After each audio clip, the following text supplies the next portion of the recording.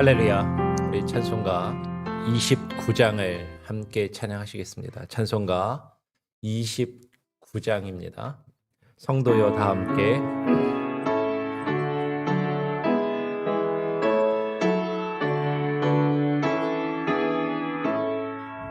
성도여 다 함께 할렐루야 아멘. 주 찬양하여라 할렐루야 아멘. 앞에서 택하신 은혜를 나 찬송하여라 할렐루야 아멘. 만문을 열어라 할렐루야 아멘. 원한을 흘려라 할렐루야 아멘. 인도자 되시며 진리가 되시니 그 사랑 끝없다 할렐루야 아멘. 주 찬양하여라 할렐루야 아멘. 찬양은 끝없다 할렐루야 아멘. 거룩한 집에서 준청기리며 늘 찬송 부르자 할렐루야 아멘. 오늘 함께 나눌 하나님의 말씀은 에베소서 1장의 말씀입니다. 에베소서 1장 3절부터 6절까지의 말씀을 함께 교독으로 읽도록 하겠습니다. 제가 먼저 에베소서 1장 3절을 읽고요. 6절까지 교독으로 읽겠습니다. 1장 3절입니다. 찬송하리로다 하나님 곧 우리 주 예수 그리스도의 아버지께서 그리스도 안에서 하늘에 속한 모든 신령한 복으로 우리에게 복 주시되 곧 창세 전에 그리스도 안에서 우리를 택하사 우리로 사랑 안에서 그 앞에 거룩하고 흠이 없게 하시려고 그 기쁘신 뜻대로 우리를 예정하사 예수 그리스도로 말미암아 자기의 아들들이 되게 하셨으니 이는 그의 사랑하시는 자 안에서 우리에게 거저 주시는 바 그의 은혜의 영광을 찬미하게 하려는 것이라. 아멘. 오늘 함께 읽은 말씀을 중심으로 해서 우리를 택하신 목적이라는 제목으로 함께 말씀을 나누기를 원합니다. 우리가 계속 이제 사도 바울이 쓴 사도 바울의 편지들을 읽고 있습니다. 오늘 에베소서도 상당히 중요한 말씀이고 에베소서가 그렇게 길지 않은 성경임에도 불구하고 많은 신학자들과 많은 목회자들, 많은 설교자들이 이 에베소서에서 수많은 설교와 수많은 어떤 신학적인 근거를 발견하고 많은 이야기들을 해요. 그만큼 중요하다라는 것이죠. 많은 이들이 바울 서신이 로마서, 갈라디아서, 에베소서 상당히 중요한 책이라고 이야기하고 상당히 중요한 것을 다 인정을 합니다. 그래서 많은 분들이 성경을 열심히 읽잖아요. 근데 솔직하게 이야기하면 바울이 쓴 글을 읽으면 어려워요. 교회를 좀 오래 다니신 분들도 이 바울 서신을 이런 에베소서 같은 경우, 특히 오늘 에베소 1장 같은 경우를 한 번 읽고 이게 이런 말이구나라고 다 깨닫는 분 한 번도 못 봤어요. 저도 마찬가지고, 저도 나름 뭐 교회도 오래 다니고 신학 공부도 하고 뭐 하는데도 읽을 때마다 새로운 거죠. 읽을 때마다 새롭고 사실 읽을 때마다 어려워요. 근데 왜 어려운가? 이 바울이 쓴 글을 보면 이 에베소서를 보면은 이상하게 했던 말 또 하는 것 같고 했던 말 또 하는 것 같은데 앞에서 한 말이랑 좀 다른 말 하는 것 같고 앞이 한 말이랑 반대되는 말 하는 것 같기도 하고 이게 앞에서는 이 말 하는 것 같은데 뒤에서는 다른 말 하는 것 같고 근데 또 비슷한 말을 계속 이야기하는 것 같은데 이게 무슨 말 하는 건지 솔직히 한 번에 와닿지가 않는다라는 거죠.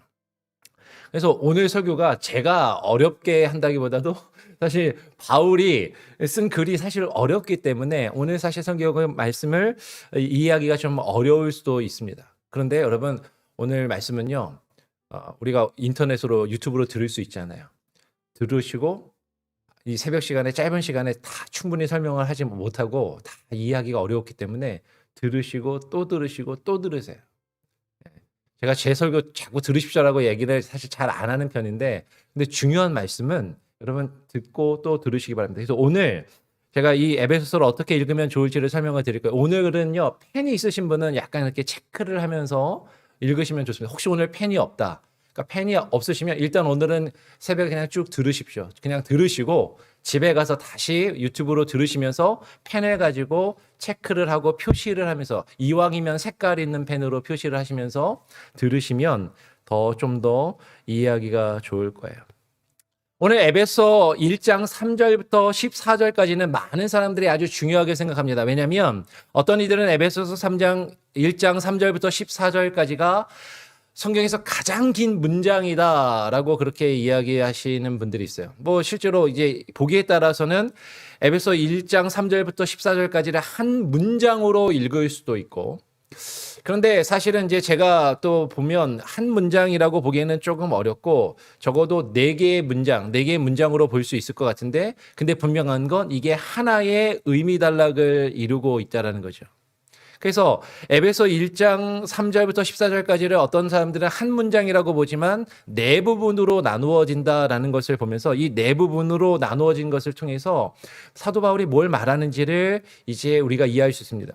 펜이 있으신 분들은 첫 번째 부분은 3절부터 6절까지예요. 3절부터 6절까지를 하나 나누시고 이렇게 표시를 해두시고 그리고 두 번째 부분은 7절에서 10절이에요.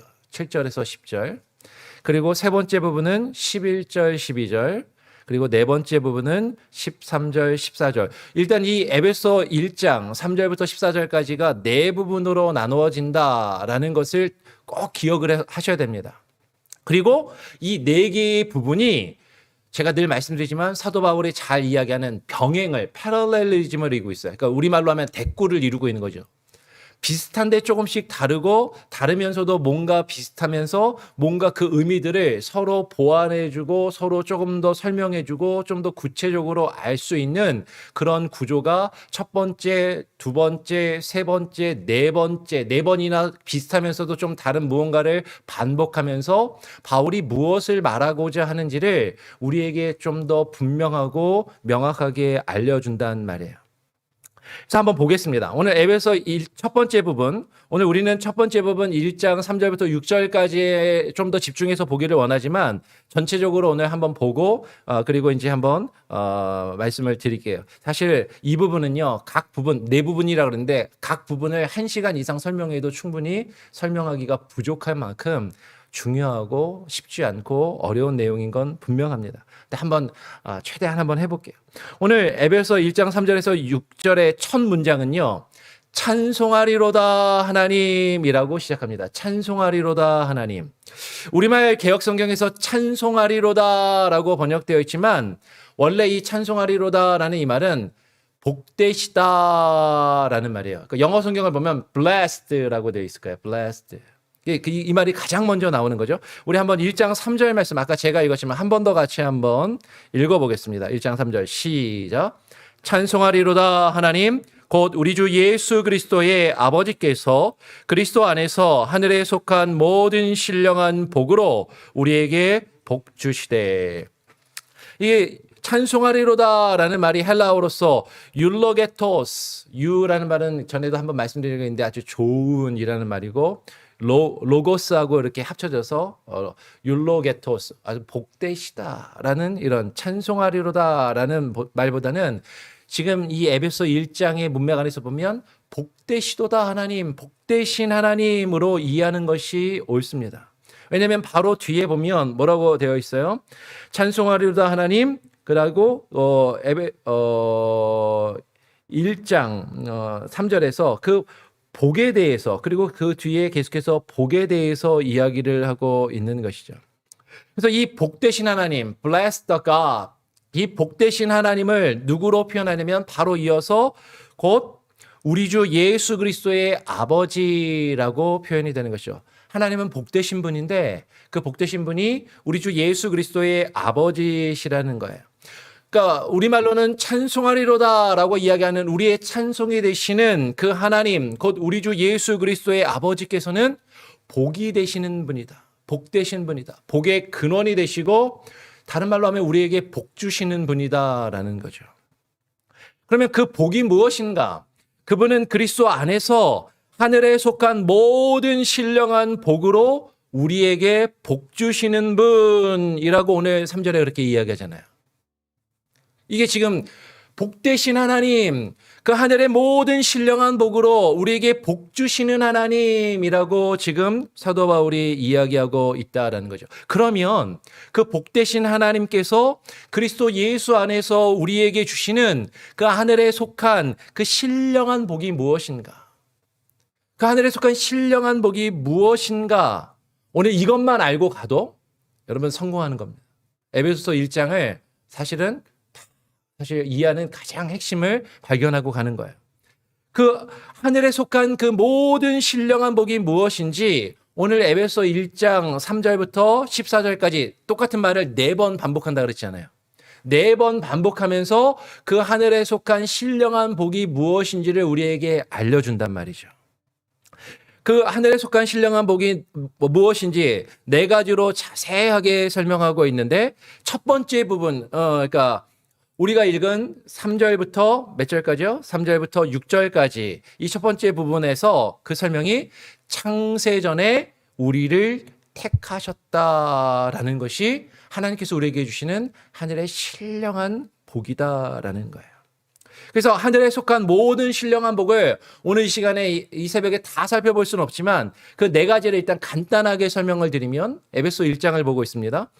첫 번째 부분, 아까 말씀드렸던 첫 번째 부분에서 하나님 곧 예수 그리스도께서 예수 그리스도의 아버지께서 우리에게 주시는 그 하늘에 속한 신령한 복은 오늘 첫 번째 부분에 4절에 보니까 창세전에 그리스도 안에서, 이게 중요합니다. 창세전에 그리스도 안에서 우리를 택하신 것, 이게 첫 번째 복에 대한 설명인 거예요. 두 번째 그 하늘에 속한 신령한 복에 대한 설명은 두 번째 부분이 어디라고요? 7절에서 10절인데 7절에서 10절, 특별히 제일 앞에 7절에 보면 우리가 그리스도 안에서, 또 그리스도 안에서라고 이야기하죠. 이게 중요하단 말이에요. 그리스도 안에서 구속 곧 죄사함을 받았다라는 것이 그 하늘에 속한 신령한 복에 대한 두 번째 설명인 것이죠. 세 번째 그 하늘에 속한 신령한 복에 대한 설명은 11절, 12절 세 번째 부분에서 11절 앞부분에 보면 11절에서 보면 그 안에서, 여기서 그 안에서가 어디 안에서예요? 누구 안에서? 예수 그리스도 안에서. 그러니까 그리스도라는 표현은 안 썼지만 그 안에서에서 그리스도 안에서란 말이 또 반복되고 있는 거예요. 그 안에서, 그리스도 안에서 우리가 기업이 되었다라는 것이 세 번째 복에 대한 설명인 것입니다. 네 번째 설명은 뭐예요? 13절, 14절에서 보면 13절에서 그 안에서, 또 그 안에서, 그가 누구라고요? 예수 그리스도 안에서. 그리스도 안에서 너희도 인치심을 받았다라는 것이 네 번째 복에 대한 설명이에요. 지금 하늘에 속한 그 모든 신령한 복, 하늘에 속한 그 모든 신령한 복이 무엇인가? 그 하늘에 속한 신령한 복은 제일 중요한 것이 우리가 예수 그리스도 안에서, 그리스도 안에서 하나님이 우리를 택하셨다라는 것. 하나님이 예수 그리스도 안에서 우리가 구속 곧 죄사함을 받았다라는 것. 우리가 예수 그리스도 안에서 하나님의 것으로 인치심을 얻었다는 것. 그리고 네 번째 설명은 지금 사도 바울이 우리만 아니라 너희도, 이게 중요한 거죠. 너희도 그리스도 안에서 인치심을 받았다라는 것. 여러분 지금 이 부분은요. 세 번째가 기업이 되는 것이고 제가 아까 설명을 잘못했네요. 세 번째가 기업이 되는 것이고 네 번째가 인치심을 받았다라는 것. 지금 하늘에 속한 그 모든 신령한 복, 하나님이 우리를 택하신 것, 그래서 우리가 구속 곧 죄사함을 얻었다라는 것, 우리가 하나님이 기업이 되었다는 것, 그리고 우리가 하나님의 것으로 우리가 인치심을 받았다라는 것. 사실 이것은 그 하늘에 속한 신령한 복에 대한 다른 설명인 거예요. 결국에는 똑같은 내용이라는 거죠. 하늘에 속한 그 신령한 복, 하나님이 우리를 택하시고 하나님 우리를 택하셔서 우리가 구속함을 받고 죄 용서함, 죄 사함을 받고 그리고 우리가 하나님의 기업이 되고 그리고 우리가 하나님의 것으로 인치심을 받았다라는 것. 이게 하늘에 속한 모든 신령한 복에 대한 네 가지의 설명입니다. 여기에 대해서 설명하려면 설명할 것이 많은데 일단 요것만 꼭 기억하시고 요것만 알고 오늘 돌아가도 오늘 말씀을 제가 잘 전한 거고 여러분이 잘 들으신 거예요. 그런데 더 중요한 것은 하나님이 우리에게 이렇게 하늘에 속한 신령한 복을 그 신령한 복을 우리에게 주시는 목적이 있다라는 거죠. 하나님이 우리에게 이 하늘에 속한 신령한 복을 주시는 그 목적이 있는데 첫 번째 부분에서 설명하는 그 목적은 뭐냐면 우리로 사랑 안에서 그 앞에 거룩하고 흠이 없게 하려는 것이라고 이야기를 하고 계시는 겁니다. 우리를 그 사랑 안에서 거룩하고 흠이 없게 하려 하시는 것. 우리 4절 말씀 한 번 더 같이 한번 읽어보겠습니다. 4절 말씀 같이 한번 읽어볼까요? 시작. 곧 창세전에 그리스도 안에서 우리를 택하사 우리로 사랑 안에서 그 앞에 거룩하고 흠이 없게 하시려고. 그렇게 하시려고. 그것 때문에 그것을 위해서 그 목적으로 하나님이 우리에게 복을 주셨다라는 거예요. 오늘 사절 안에서 사도 바울이 계속 똑같은 말을 반복한다고 얘기했는데 4절 안에서도 그런 게 반복이 됩니다. 4절 안에서 앞에 상반절이 주절이 되고요. 뒷부분 하반절이 종속절이 돼요. 앞부분이니까 더 중요하고 뒷부분이 조금 이제 거기에 대한 설명인 것인데 앞부분에서는 그리스도 안에서라고 이야기했는데 그 4절 안에서 이게 서로 병행을 이루면서 그리스도 안에서랑 병행을 이루고 있는 게 뭐예요? 사랑 안에서. 그리스도 안에 있다라는 게 뭔가 사랑 안에 있다라는 것과 이렇게 연결된다는 거죠. 그리스도 안에서 사랑 안에서. 그리고 4절 안에서도 이 병행이 이루어질 뿐만 아니라 4절이 또 5절, 6절하고 또 같이 보면은 또 이렇게 병행을 이루고 있어요. 그래서 4절 안에서 사랑 안에서라고 이야기한 게 5, 6절하고 병행을 또 이루면서 6절에서는 뭐라고 이야기하냐면 그의 사랑하시는 자 안에서라고 이야기하거든요. 그의 사랑하시는 자. 하나님 아버지 하나님께서 사랑하시는 자 안에서. 그러니까 지금 에베소서 1장에서 정말 중요한 표현 중에 또 하나가 뭐냐면 우리가 예수 그리스도 안에 있다라는 것. 우리가 예수 그리스도 안에 있다라는 것, 사랑 안에 있다라는 것. 그래서 우리로 그 앞에 그 하나님 앞에서 우리로 거룩하고 흠이 없게 하시려는 그 목적으로 우리에게 복을 주셨단 말이에요. 그래서 여기서 코람데오 하나님 앞에서의 신앙을 우리는 말할 수 있다라는 것이죠. 그런데 거룩하고 흠이 없다라는 것이 무엇인가? 우리로 거룩하고 흠이 없게 하신다라는 것이 어떤 의미인가? 이 거룩하고 흠이 없다라는 건 전에도 말씀을 드렸지만 몇 번 계속해서 말씀드리지만 우리가 어떤 실수도 안 하고 어떤 잘못도 안 하고 완벽한 완전한 퍼펙트한 제가 이렇게 발음하면 우리 아이들은 목사님 발음이 퍼펙트해요 이제 이러는 거죠. 퍼펙트 해야 되는데 이게 발음이 퍼펙트하지 않아요.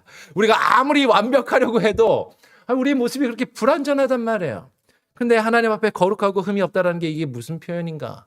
여러분 이 거룩하고 흠이 없다라는 건 구약 시대에 보면 하나님이 받으시는 제물에 대해서 사용하는 표현이란 말이에요. 여러분 짐승이 거룩해봐야 얼마나 거룩하겠습니까? 짐승이 흠이 없어봐야 얼마나 흠이 없겠어요. 우리가 보면 얼룩지고 아롱진 것 그것도 하나님이 거룩하고 흠이 없다고 제물로 바쳐도 된다고 허락해 주신단 말이에요. 즉 여기서 거룩하고 흠이 없다라는 것은 하나님이 받아주시기로 인정하는 그래 내가 이렇게 받아주겠다. 하나님 앞에서 하나님이 원하시는 것을 이루고 그것이 그래 이 정도면 되었다라고 하나님이 보시는 그 거룩하고 흠이 없는 그 모습을 이야기하는 것이죠. 그래서 데살로니가 전서 3장 12절로 13절에 보면 찾아보면 좋은데 여러분 꼭 읽어보시기 바랍니다. 하나님 우리 아버지 앞에서 거룩하고 흠이 없으려면 그 데살로니가 전서 3장 12절 13절에 보면 우리에게 무엇이 넘쳐야 되냐면 사랑이 넘쳐야 한다라고 이야기해요. 아까 그리스도 안에서랑 뭐가 이렇게 연결된다고요? 사랑 안에서. 이렇게 연결이 된다라는 거죠. 그러면 하나님께서 우리를 택하신 그 방법은 무엇인가? 하나님께서 우리를 택하신 첫 번째 복이 하나님께서 창세전에 우리를 택하셨다라는 것인데 하나님께서 우리를 택하신 그 방법은 예수 그리스도로 말미암아 그 기쁘신 뜻대로 우리를 예정하셨다라는 것이에요. 우리 5절 말씀 한 번 더 같이 한번 읽어보겠습니다. 5절 말씀 한 번 더 같이 한번 읽어볼까요? 시작. 그 기쁘신 뜻대로 우리를 예정하사 예수 그리스도로 말미암아 자기의 아들들이 되게 하셨으니라고 이야기합니다. 그러면 이거를 사도 바울이 빌립보서에서는 이렇게 표현하고 있는 거예요. 빌립보서 2장 13절로 16절. 제가 읽을 테니까 그냥 들으십시오. 빌립보서 2장 13절로 16절. 너희 안에서 행하시는 이는 하나님이시니 너희 안에서 행하시는 이는 하나님이시니 자기의 기쁘신 뜻을 위하여 하나님께서 작정하신 그 하나님의 기뻐하시는 뜻을 위하여 너희로 소원을 두고 행하게 하시나니라고 이야기합니다. 그러면 하나님께서 무엇인가를 정하셨어요. 하나님께서 무엇인가를 예정하시고 무엇인가를 작정하셨습니다. 그 하나님의 작정의 기준은 하나님이 기뻐하시는 거예요. 하나님이 기뻐하시는 뜻대로. 중요한 건 내가 기뻐하는 게 아닙니다. 내가 좋은 대로, 내가 생각할 때 내 마음에 드는 대로 하나님이 이렇게 해주셨으면 좋겠는데. 하나님은 그렇게 작정하시지 않고 하나님의 우리보다 훨씬 높으신 그 하나님의 기쁘신 뜻대로 하나님께서 작정하시고 그것은 하나님의 절대적인 주권이라는 것이죠. 그 하나님께서 너희로 소원을 두고 행하게 하시나니 모든 일을 원망과 시비가 없이 하라. 이는 너희가 흠이 없고 순전하여 어그러지고 거스리는 세대 가운데서 하나님의 흠없는 자녀로 세상에서 그들 가운데서 빛들로 나타내며 생명의 말씀을 밝혀 나의 다름질도 헛되지 아니하고 수고도 헛되지 아니하므로 그리스도의 날에 나로 자랑할 것이 있게 하려 함이라. 지금 하나님께서 우리를 기뻐하시는 뜻대로 작정하시고 택하시고 예정하신 그 목적이 있는데 그것은 하나님의 흠없는 자녀로 세상에서 빛들을 나타내기를 원하신다라고 오늘 지금 바울이 이야기하고 있는 거예요. 그 하나님의 흠없는 자녀, 하나님이 받으심직하고 하나님의 뜻에 합당한 모습으로 우리가 나아가기를 원하신다라는 거죠. 근데 이게 뭡니까? 그게 뭡니까? 이제 그걸 우리가 이해하기 위해서 아까 네 부분으로 나눠진다고 말씀을 드렸잖아요. 그 네 부분을 같이 보면 우리가 이제 그것을 좀 더 발견할 수 있다라는 것이죠. 자, 우리를 예수 그리스도로 말미암아 하나님의 기쁘신 뜻대로 예정하신 목적, 그 예정하신 목적에 대해서 일단은 첫 번째 부분에서 좀 더 구체적으로 세 가지를 우리에게 이야기를 합니다. 그 세 가지를 이야기하는 것이 이제 5절에서 이야기를 하는 것이죠. 5절에 보면 우리를 예정하신 목적은 우리로 아들들이 되게 하시려는 것이라고 말씀을 해요. 우리로 아들들이 되게 하시려는 것, 즉 하나님의 자녀들이 되게 하시는 것이죠. 갈라디아서 4장 4절로 7절의 말씀을 보면 아들의 명분을 얻게 된 우리는 더 이상 종이 아니요 하나님의 아들이니 하나님의 자녀이니 하나님의 기업을 이어받을 자들이라고 이야기합니다. 하나님의 유업이 뭐예요? 하나님의 나라. 하나님의 나라를 이어받을 자들이라는 것이죠. 하나님의 아들들은, 그런데 중요한 것은 성경에서 뭐라고 이야기하냐면 하나님의 아들들은 좋은 것만, 하나님의 유업만 받는 것이 아니라 그 앞에 그리스도와 함께 고난도 받으며 그리스도와 함께 고난을 받으며 그 구속을 기다려 하나님의 유업을 이을 자들이라고 그렇게 사도 바울은 말하고 있는 것이에요. 그리고 우리를 예정하신 두 번째 목적이 5절 안에서 발견됩니다. 그것은 무엇이냐면 우리로 자기의 것이 되게 하려는 것이에요. 자기의 것, 하나님의 소유가 되게 하시려는 것. 우리말 성경을 보면 개역성경에서 자기의 아들들이 되게라고 되어 있습니다. 자기의 아들들이 되게. 마치 이게 하나로 딱 묶여 있는 것처럼 보이는데 원어로 보면 이게 전치사를 놓고 이게 뚝 떨어져 있어요. 하나님의 것, 자기의 것이 되게끔. 그리고 하나님의 아들들, 하나님의 자녀들이 되도록. 그래서 두 번째는 우리가 하나님의 소유가 된다라는 거죠. 하나님의 것이 되도록. 그래서 하나님의 것, 하나님의 소유가 된다라는 것, 에이스 아우톤, 그에게 속한 자, 하나님께 속한 자라는 그 표현, 에이스 아우톤이라는 이 표현이 에베소서에서 한 번 더 사용되고 있는데 그 한 번 더 사용되고 있는 것이 에베소서 4장 15절 16절의 말씀입니다. 우리 에베소 1장이죠. 조금만 뒤로 넘기면 4장에 나오니까 한두 장만 넘기면 4장 15절 16절 우리 같이 한번 읽어볼까요? 4장 15절 16절 같이 한번 읽어보겠습니다. 시작.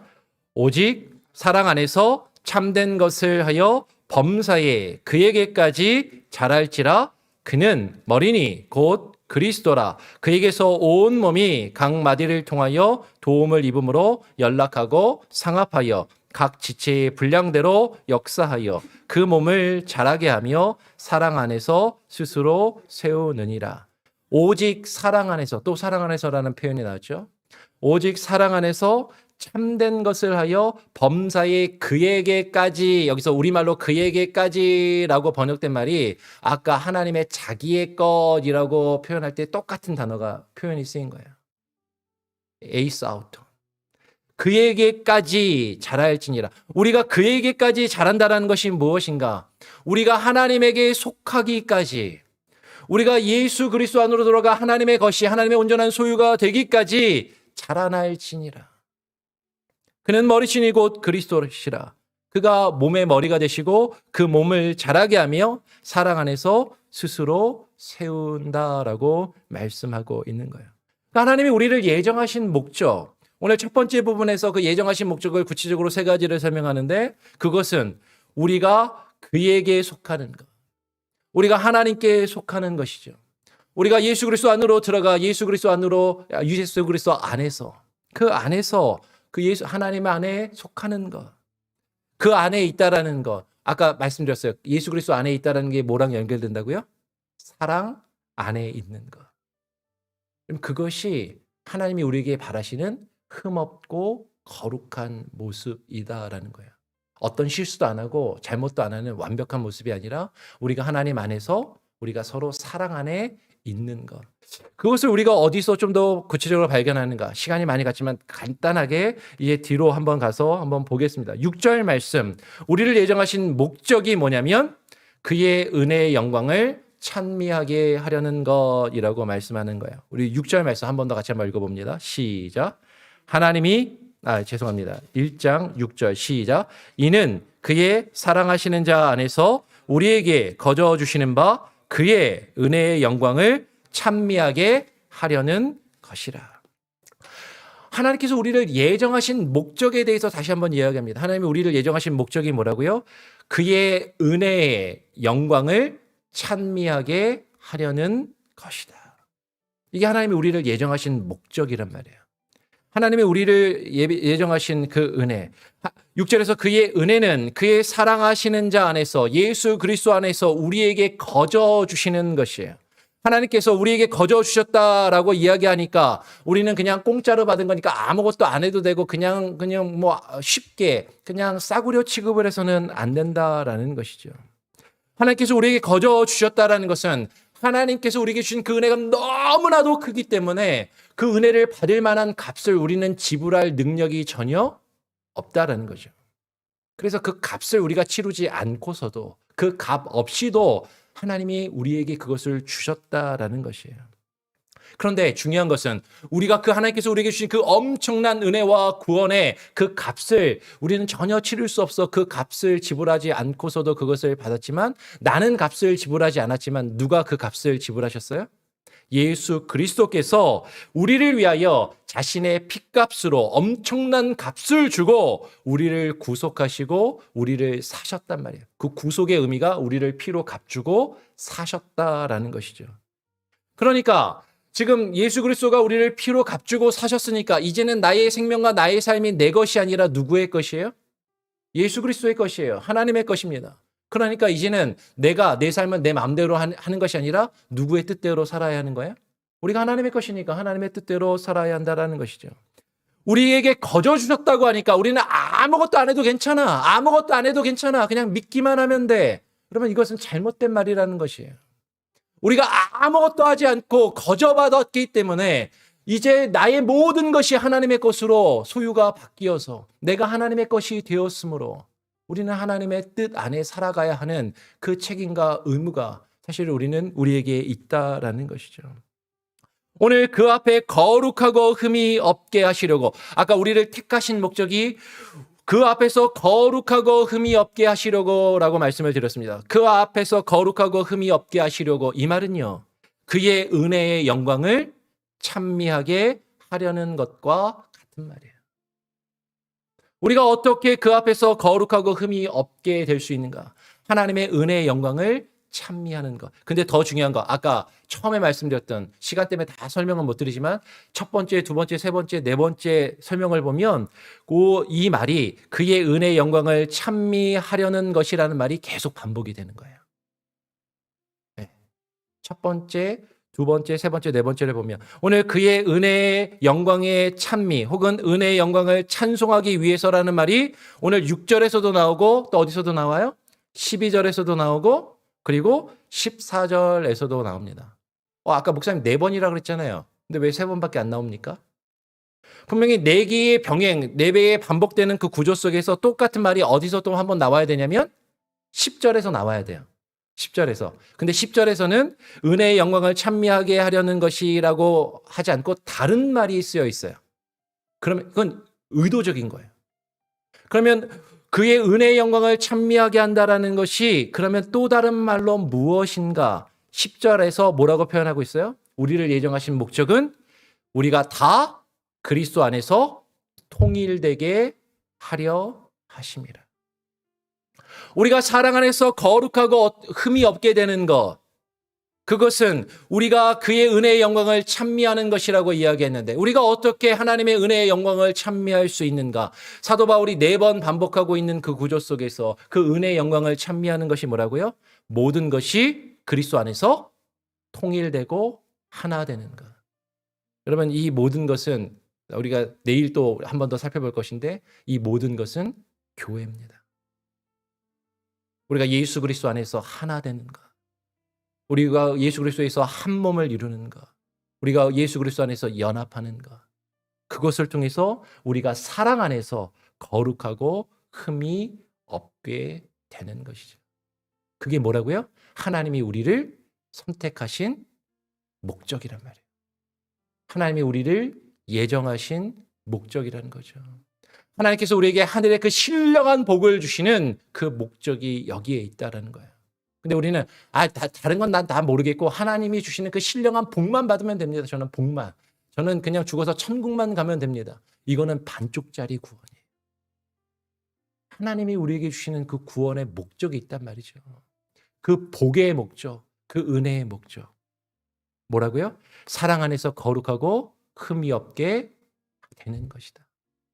그것은 그의 은혜의 영광을 찬미하는 것이고 그것이 곧 우리가 모든 것이 그리스도 안에서 하나로 통일되고 하나가 되는 것. 그것을 위해서 하나님이 우리에게 그 하늘의 신령한 복을 복 주시는 분이시다라는 거죠. 여러분, 그 복을 깨달으시기 바랍니다.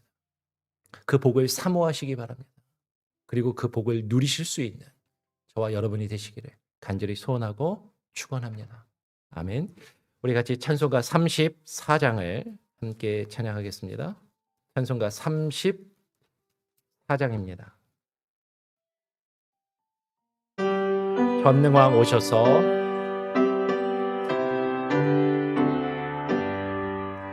전능왕 오셔서 그 이름 찬송케 하옵소서.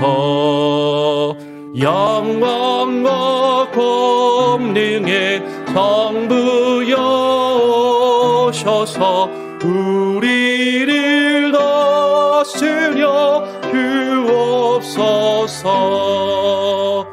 왕생한 성자여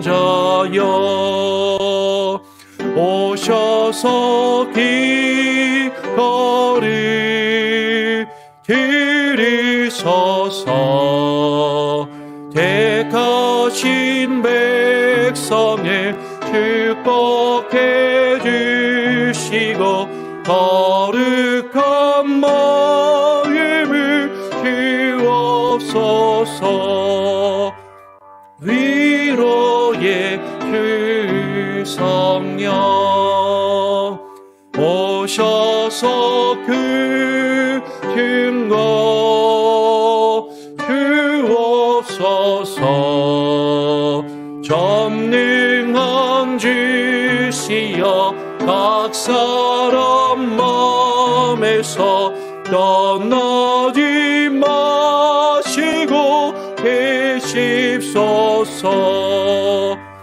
삼삼위일체께 한없는 찬송을 드립니다. 존귀한 주님을 영광 중배옵고 영원히 모시게 하옵소서.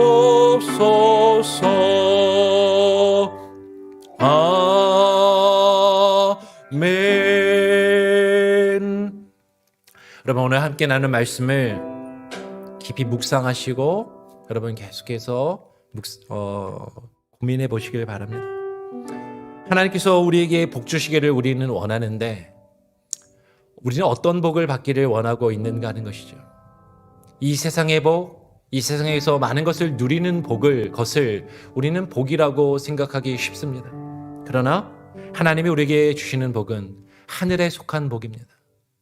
하늘에 속한 그 모든 신령한 복, 하나님 그 하늘에 속한 그 신령한 복이 무엇인지 깨달아 알 수 있게 하여 주시옵소서. 그리고 그 복을 깨달아 알며 그 복을 사모하고 그 복을 누리게 하여 주시옵소서. 그런데 하나님이 우리에게 그 복을 주시는 그 이유와 그 목적이 있음을 우리로 깨닫게 하시고 우리를 택하신 그 목적을 깨달아 그것을 알고 이제는 나의 삶이 내 것이 아니요 하나님의 것임을 깨달아 그 하나님의 뜻을 이루어가며 살아가게 하여 주시옵소서. 그것은 우리가 사랑 안에서 하나님을 영화롭게 하며 주님을 찬양하고 하나님의 몸된 교회를 이루어 주의 몸된 교회를 세우며 주의 몸된 교회를 자라나게 하고 하나 되게 하는 것입니다. 하나님, 그것을 위하여 우리가 기도하기를 힘쓰게 하시고 그 역사를 이루어가는 우리의 삶과 우리의 교회가 될 수 있게 하여 주시옵소서. 그렇게 기도하시고 우리 교회의 앞으로의 나아갈 방향과 사역을 위해서도 기도하시기를 부탁드립니다. 제가 한번 기도하고요. 또 여러분의 개인적인 기도의 제목을 놓고 또 기도하시기를 바랍니다. 하나님 아버지, 감사합니다. 오늘 이 아침에 우리를 불러주시고 하나님, 어렵지만 이 아침 시간에 나누기에는 조금은 어렵고 하나님 내용이 무거울 수도 있지만 하나님, 우리가 하나님의 말씀을 나누고 읽고 묵상하며 하나님께서 우리에게 주시는 그 참된 복을 깨달아 알고 하나님께서 우리를 택하신 것, 하나님께서 우리를 주의 자녀로 삼으시고 우리를 예정하신 그 이유와 목적을 깨달아 하나님 그것을 이루어갈 수 있는 하나님, 우리의 귀하고 복된 우리의 인생이 되게 하시고 우리의 삶이 되게 하시고 우리의 가정이 되게 하시고 하나님, 그것은 주님의 몸된 교회를 그리스도 안에서 사랑 안에서 세워나가며 우리가 한 몸을 이루어 나가는 것임을 하나님 깨달아 알게 하여 주시옵소서. 하나님, 그 참된 복을 사모하게 하시고 그 안에 거하며 그것을 우리 교회 안에서 이루어갈 수 있는 귀한 은혜가 있게 하여 주시옵소서. 오늘 하루의 삶도 주님께 온전히 맡기고 온전히 의탁드리오며 거룩하신 예수 그리스도의 이름으로 기도합니다. 아멘. 하늘에 계신 우리 아버지여, 이름이 거룩히 여김을 받으시오며 나라가 임하시오며 뜻이 하늘에서 이룬 것 같이 땅에서도 이루어지이다. 오늘날 우리에게 일용할 양식을 주옵시고 우리가 우리에게 죄 지은 자를 사하여 준 것 같이 우리 죄를 사하여 주옵시고 우리를 시험에 들게 하지 마옵시고 다만 악에서 구하옵소서. 내게 나라와 권세와 영광이 아버지께 영원히 있사옵나이다. 아멘. 자유롭게 기도하시기 바랍니다.